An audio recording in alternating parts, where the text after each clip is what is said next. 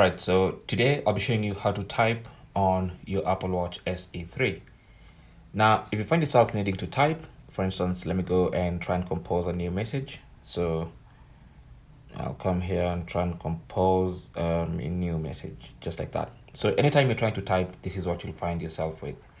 Now, if you tap on this button, you can see you have only glide typing and voice typing.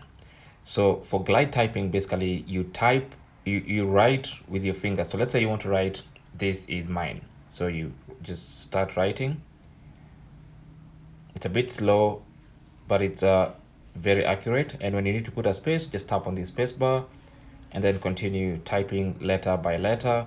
It's a bit slow, I have to admit, but it's more accurate.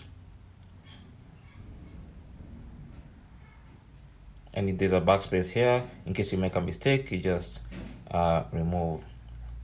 This is my watch. I just typed, "This is my watch." Now, since this screen is very small, that's why they removed the keyboard. Now, if I delete this, if you choose to, you can also use voice typing. So if you tap here, you can switch to voice typing and say, "This is my watch." Simple as that. Okay, so you can tap on that to stop typing. So that is basically how to type on your Apple Watch SE3. Now, of course, you can also add a physical keyboard if you want to. No, not physical keyboard, actually a QWERTY keyboard that you can use to just type letters. I'm going to link that video down in the description. Anyway, thanks for watching and good luck.